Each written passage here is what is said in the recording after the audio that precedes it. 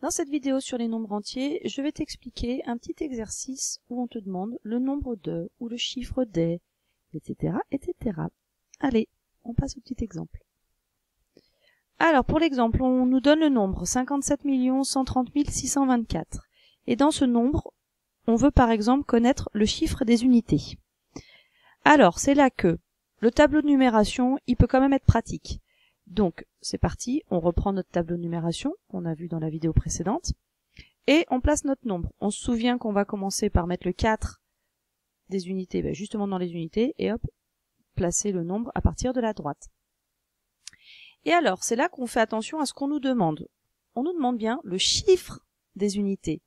Et c'est là qu'on se souvient de notre première vidéo qui nous disait le chiffre, il y en a que justement 10, de 0, 1, 2, 3, 4, 5, 6, 7, 8 ou 9.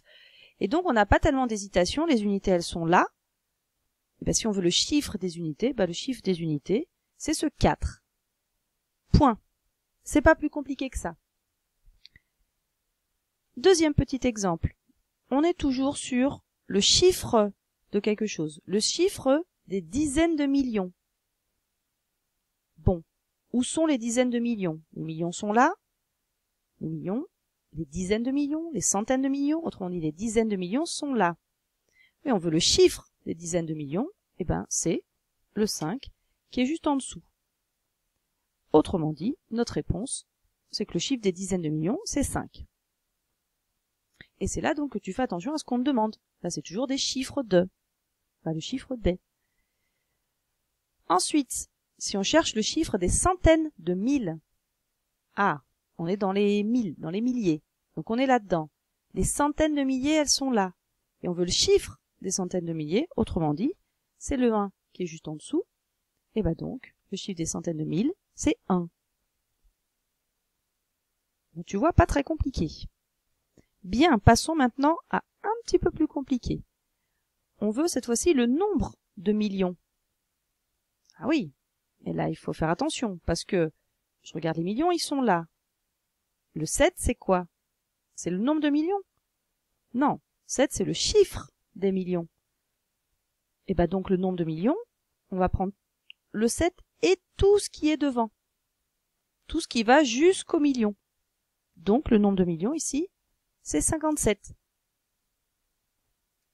Et si on continue dans nos exemples, tout à l'heure on a fait le chiffre des centaines de mille qui était le 1, et là cette fois-ci on veut le nombre de centaines de mille. On reprend les centaines de mille et tout ce qu'il y a avant. Tu fais attention à bien prendre aussi les centaines de mille. On va jusqu'aux centaines de mille. Et cette fois-ci, le nombre de centaines de mille, c'est donc 571.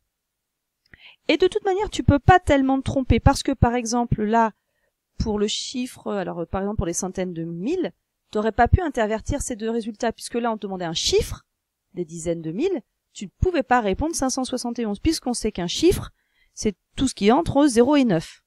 Ça peut pas être 571.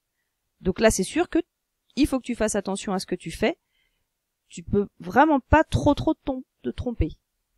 Donc fais bien attention à ton vocabulaire, à ce qu'on te demande. Est-ce qu'on te demande le chiffre des ou le nombre de? Donc voilà pour ce petit exercice pour t'expliquer cette différence dans les exercices.